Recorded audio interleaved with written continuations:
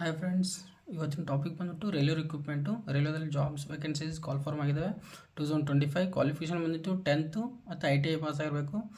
No entrance exam ಯಾವುದೂ ಇರಲ್ಲ. Number of post ಬಂದ್ಬಿಟ್ಟು 1010 ಪೋಸ್ಟ್ ಇರ್ತವೆ. Last date 8 September 2025. All India job ಇರುತ್ತೆ, ಎಲ್ಲಿ ಬೇಕಾದಲ್ಲಿ ಅಪ್ಲೈ ಮಾಡ್ಕೋಬೋದು. ಸೊ ನೆಕ್ಸ್ಟು ಯಾವ್ಯಾವ ಪೋಸ್ಟ್ ಇದಾವೆ ಅಂದರೆ carpenter, electrician, welder, painter, fitter, ಪಾಸ ಆ್ಯಂಡ್ ಮೆಕ್ಯಾನಿಸ್ಟ್. ಹೌದಾ, ಇಷ್ಟು ಪೋಸ್ಟ್ ಇದಾವೆ. Total number of post already ಹೇಳಿದ್ದೀನಿ 1010. ಹೌದಾ, ಅಪ್ಲೈ ಆನ್ಲೈನ್ ಅಪ್ಲೈ ಮಾಡಬೇಕಿರುತ್ತೆ. ನಿಮ್ಗೆ ಬೇಕಾದ್ರೆ ಲಿಂಕ್ ಡಿಸ್ಕ್ರಿಪ್ಷನಲ್ಲಿ ಹಾಕಿರ್ತೀನಿ. ಯಾವ ಥರ ಅಪ್ಲೈ ಮಾಡಬೇಕಂತ ಆ ಲಿಂಕ್ ಡೈರೆಕ್ಟಾಗಿ ರೈಲ್ವೆ ರಿಕ್ರೂಟ್ಮೆಂಟ್ ವೆಬ್ಸೈಟ್ಗೆ ಹೋಗುತ್ತೆ, ಅಲ್ಲಿ ನೀವು ಅಪ್ಲೈ ಮಾಡ್ಕೋಬೋದು.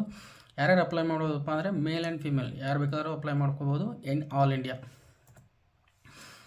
ಏಜ್ ಲಿಮಿಟ್ ಬಂದುಬಿಟ್ಟು 18 ಸ್ಟಾರ್ಟಿಂಗು ಆ್ಯಂಡ್ ಮ್ಯಾಕ್ಸಿಮಮ್ 24. ಹೌದಾ, ಸ್ಟಾರ್ಟಿಂಗ್ ಏಜ್ 18 ಇರಬೇಕು, ಮ್ಯಾಕ್ಸಿಮಮ್ 24 ಲಾಸ್ಟ್ ಏಜು. ಅದೇ 24 ಆದಮೇಲೆ ಹಾಕೋಕ್ಕಾಗಲ್ಲ, ಅವ್ರ ಏಜ್ ಲಿಮಿಟ್ ಕ್ರಾಸ್ ಆಗಿರ್ತಾರೆ.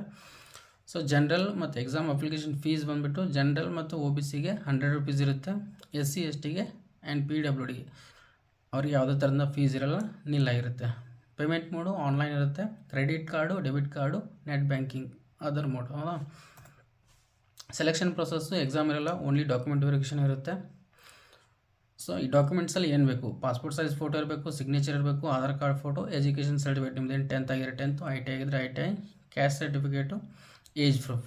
ಸೊ ಇಷ್ಟು ನಿಮ್ಮದು ಡೀಟೇಲ್ಸ್ ಎಲ್ಲ ಇರಬೇಕು. Thank you for watching. Subscribe for more videos.